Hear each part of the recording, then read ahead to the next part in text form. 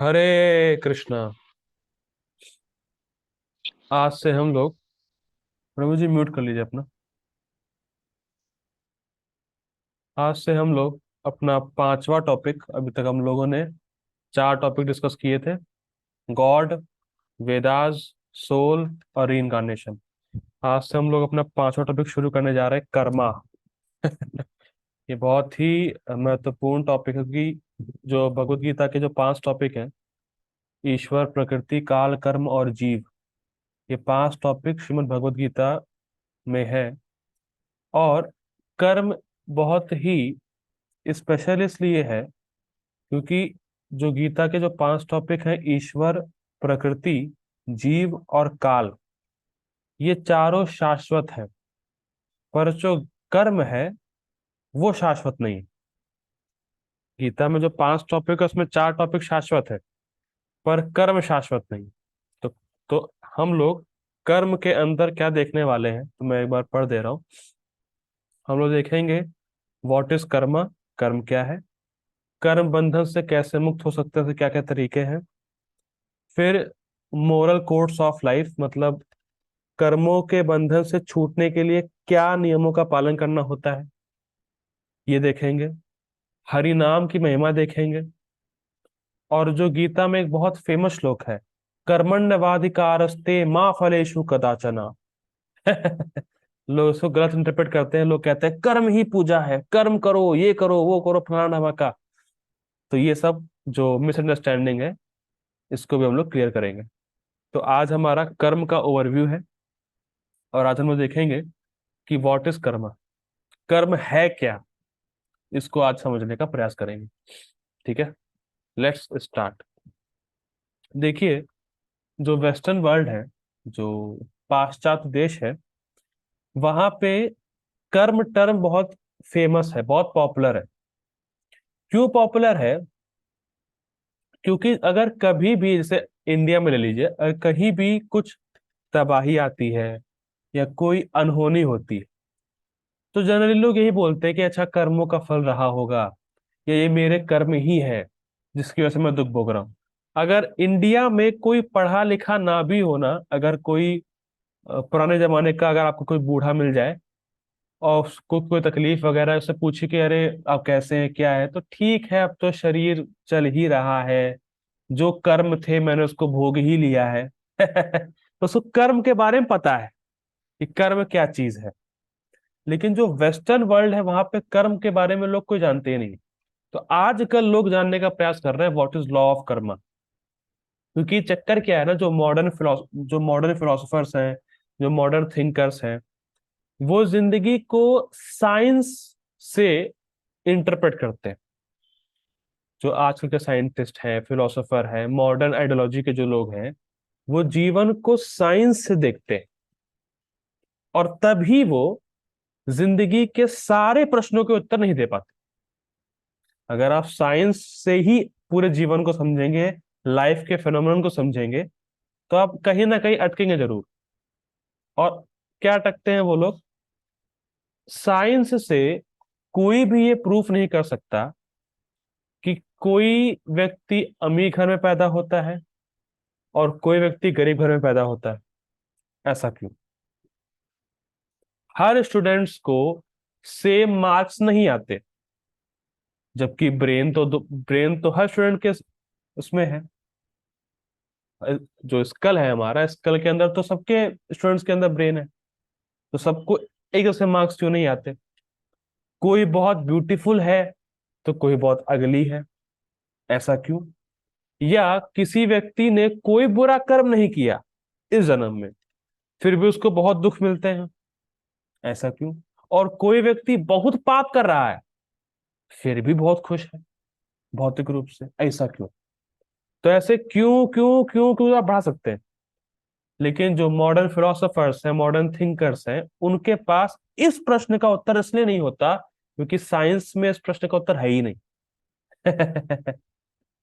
तब बात आती है हमारे कर्मों की। तो ये क्वेश्चंस हर व्यक्ति को सोचने में मजबूर कर देते हैं कि आखिर है क्या जो ये डिसाइड कर रहा है कि ये व्यक्ति गरीब घर में पैदा होगा, ये व्यक्ति अमीर घर में पैदा होगा, इस व्यक्ति के माँ बाप अच्छे होंगे, इस व्यक्ति के माँ बाप बुरे होंगे, ये ब्यूटीफुल होगा, ये अगली होगा, इसके पास बहुत पैसा होगा, इसके पास पैसा बिल्कुल नहीं होगा। तो ये कौन डिसाइड कर रहा है? हमारे फेट को किस बेसिस पे डिसाइड कर रहे हैं और कौन डिसाइड कर रहा है? तभी प्रश्न उठता है। जैसे इसमें बहुत सिंपल एग्जांपल है, और ये देखा तो नहीं मैंने, पर सुना था। और ये तब की बात है जब मैं कॉलेज में था, तब मैंने चेन्नई से पढ़ाई करी है, आपको सब पता ही है, इंटरव्यू में सब सुन ही लिया था आप लोगों ने। तो चेन्नई में ग्रेजुएशन मैंने करी थी। तो चेन्नई में मरीना बीच है। प्रभु जी आप तो गए भी है मेरे साथ, मरीना बीच हम लोग गए थे। ठीक है। तो चेन्नई में मरीना बीच है। तो मरीना बीच में क्या था, मरीना बीच में एक बार सुनामी आ गई। मतलब बहुत लहरें उठ गई मरीना बीच में, समुद्र की लहरें हो गई, सुनामी आ गई। अब देखिए क्या कर्म का खेल है। अब क्या हुआ, जो वहां आसपास जो बीच पे घूम रहे थे, उसको सुनामी ने झुलस लिया। और जो लोग स्कूबा डाइविंग कर रहे थे, मतलब जो लोग, जैसे होता नहीं स्कूबा डाइविंग, मतलब लेके जाते हैं फिर समुद्र की लहरों में मजे लेते हैं, तो सुनामी ने उनको बाहर फेंक दिया। वो बच गए। और जो बाहर घूम रहे थे, जिनका पानी से कोई संबंध नहीं था, पानी उनको ले डूबा। अब बताइए कैसे हुआ भाई ये? वो तो पानी के अंदर था स्कूबा डाइवर, वो बच गया। और जो पानी के बाहर थे वो चले गए। तो जो बुद्धिमान होगा वो सोचेगा, अरे यार ऐसा कैसे हो गया, इसका मतलब कुछ ना कुछ लॉ है, कोई ना कोई कुछ है चीज जिसकी वजह से होता है। लेकिन लोगों को ये लॉ, प्रकृति के नियम के बारे में नहीं पता है, इसीलिए वो अंधे की तरह जिंदगी जीते हैं। तो हम लोग समझेंगे कि लॉ क्या होता है, मन माफ कीजिएगा, कर्म क्या होता है, कर्म के नियम किस प्रकार से चलते हैं, और क्या हम अपने कर्मों को चेंज कर सकते हैं, ये प्रश्न उठता है। तो इसको हम लोग समझने का प्रयास करेंगे। ठीक है। तो अब प्रश्न उठता है, कर्म है क्या? देखिए, जो एक्टिविटी या जो एक्शन हम परफॉर्म करते हैं उसको कर्म बोलते हैं। और उस एक्शन को परफॉर्म करने के बाद जो रिएक्शन आता है उसको भी कर्म बोलते हैं। मैं फिर रिपीट कर रहा हूं। जनरली लोग क्या सोचते हैं, मैं कोई एक्टिविटी परफॉर्म कर रहा हूं तो वो कर्म है। वो तो कर्म है ही, पर साथ साथ जो उस कर्म का रिएक्शन आपको मिलेगा उसको भी कर्म बोलते हैं। ठीक है। जैसे कोई व्यक्ति मान लीजिए गवर्नमेंट सर्वेंट है, कोई व्यक्ति किसी कॉर्पोरेट जॉब में है, कोई अच्छी कंपनी में काम करता है, तो एक महीना पूरा काम करेगा और उसके बाद उसको सैलरी मिलती है, एक्स्ट्रा बेनिफिट्स मिलते हैं। ठीक है। तो कहने का तात्पर्य क्या है, एक व्यक्ति अपनी प्रिस्क्राइब ड्यूटी कर रहा है, उसको भी कर्म बोलेंगे। जैसे जो नौकरी कर रहा है एक महीना, वो भी कर्म है। और जो सैलरी मिली उसको उस काम के बदले में, तो वो भी कर्म है।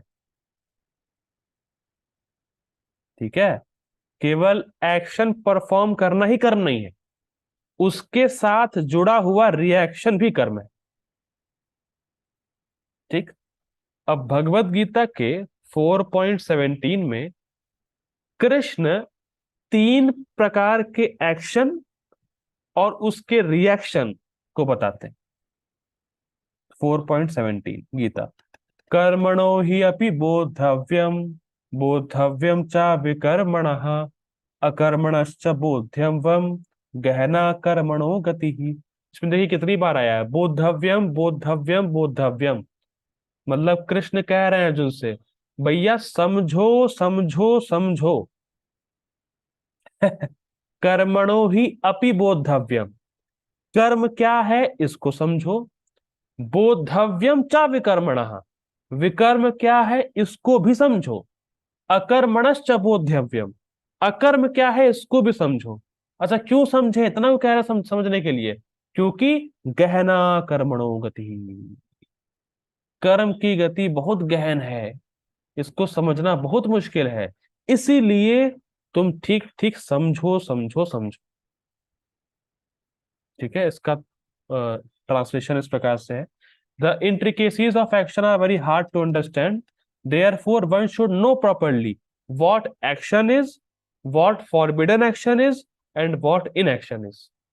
कर्म क्या है, विकर्म क्या है, और अकर्म क्या है।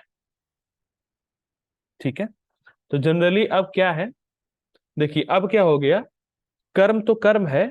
अब कर्म के तीन पार्ट हो गए, कर्म, विकर्म और अकर्म। ठीक, तो जनरली जो पुण्य काम होते हैं उसको हम लोग कर्म बोलते हैं। अगर आप कोई भी जैसे दान देना, कोई तपस्या करना, कुछ भी करना, इसको हम लोग पुण्य में लाते हैं कि जहां पुण्य में लाते हैं इसका मतलब ये कर्म हो गए। और कोई पाप होता है उसको विकर्म बोलते हैं।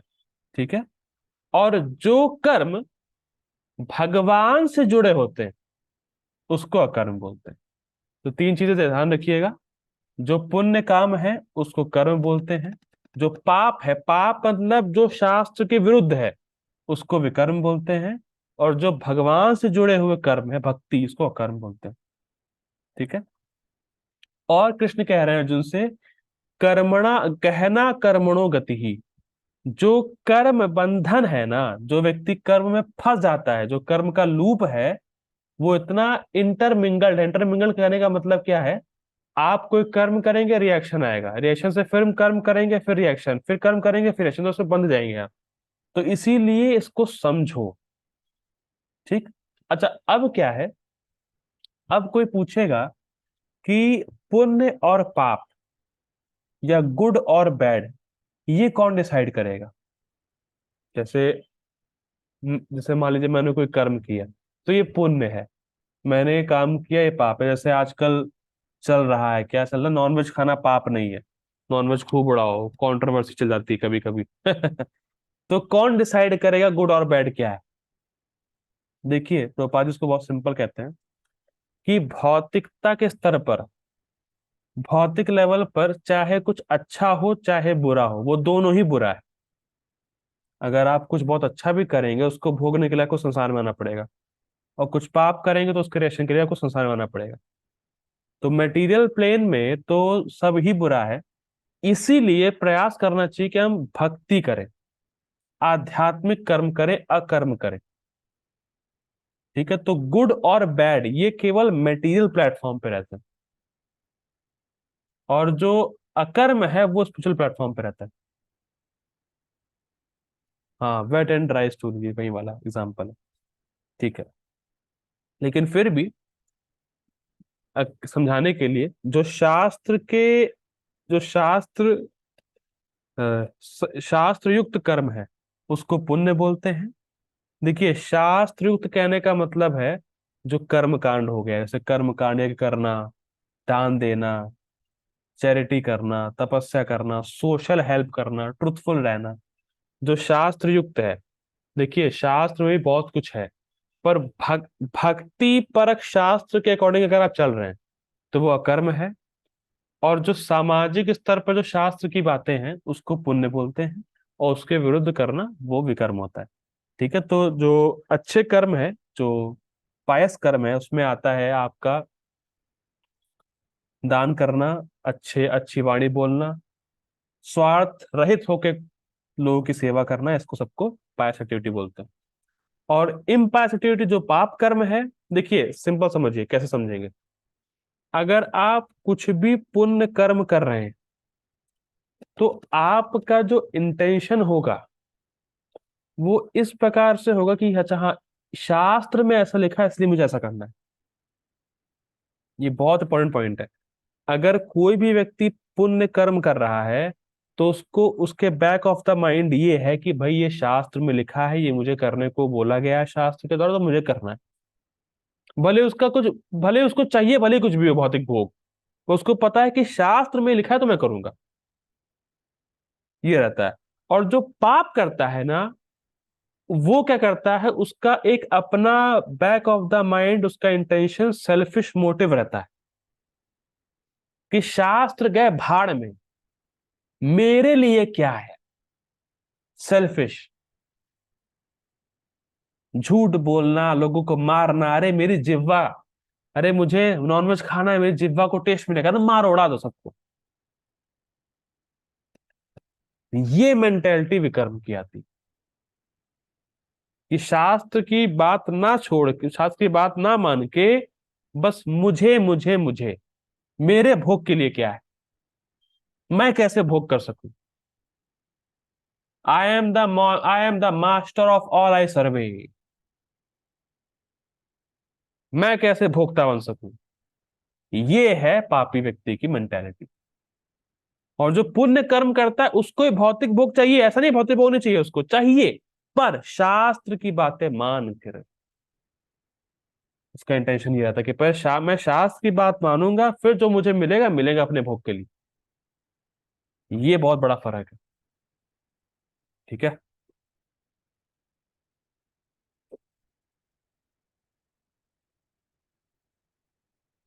तो बहुत सिंपल है, हम लोगों ने तो पुण्य कर्म और पाप कर्म हम लोगों ने समझ लिया।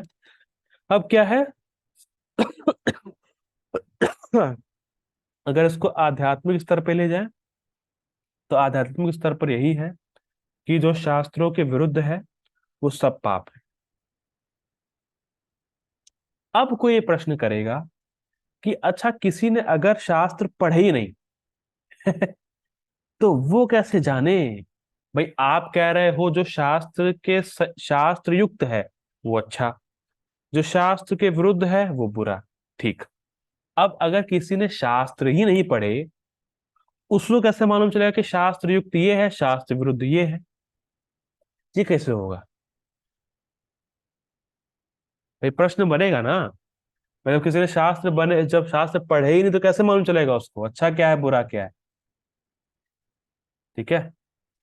तो अब क्या है देखिए, लेकिन फिर भी बहुत इजी है हमारे एक्शन समझना। देखिए, इसमें एग्जांपल दिया जाता है कि अगर मान लीजिए किसी व्यक्ति के 1,000 रुपए कहीं गिरे हुए हैं, ठीक है। अब इसमें तीन कंडीशन होती है। अब क्या होता है, कोई व्यक्ति क्या कर सकता है कि 1,000 रुपए देखा, अरे छोड़ो छोड़ो, किसी और के पड़े होंगे, छोड़ो हटाओ, मुझे क्या लेना देना। ठीक। दूसरा क्या करेगा, हो सकता है अपने अपने पास रख ले, चलो ठीक है, 1,000 मिल गए, रख लेता हूं मैं। और तीसरा व्यक्ति क्या करेगा, 1,000 रुपए देखेगा, पूछे पाछेगा किसके हैं क्या है, और उसको जाके दे देगा। ठीक। अब देखिए, जिस व्यक्ति ने 1,000 रुपए अपनी पॉकेट में रख लिए, उसको कांस्टेंट एंजाइटी रहेगी, अरे मेरे पास 1,000 रुपए कि इसका तो नहीं है, इसका तो नहीं है, ये तो नहीं ढूंढ रहा, ये तो नहीं ढूंढ रहा, मैं पकड़ा जाऊंगा पकड़ा जाऊंगा पकड़ा जाऊंगा। कांस्टेंट एंजाइटी रहेगी उसको। और वो हर आदमी पे शक करेगा, कहीं इसके तो नहीं है, कहीं इसके तो नहीं है, कहीं इसके तो नहीं है, कहीं मुझे ढूंढ तो नहीं रहा, कहीं मुझे ढूंढ तो नहीं रहा। हमेशा सफरिंग करेगा। ठीक। और जो व्यक्ति उसको दे देगा, जिसके है, उसको बहुत रिलैक्स फील होगा, चलो मैंने अपना काम कर दिया, मैं उसको दे दिया। अब क्या है, अगर किसी को शास्त्र ना भी पता हो, ठीक है, अगर किसी को शास्त्र ना भी पता हो, तो वो एक चीज समझ सकता है, अगर आप किसी दिए हुए व्यक्ति के कोटा में, मतलब जैसे जैसे मान लीजिए ये मोबाइल मेरा है, ठीक है, मैंने उसको खरीदा है, मेरा है।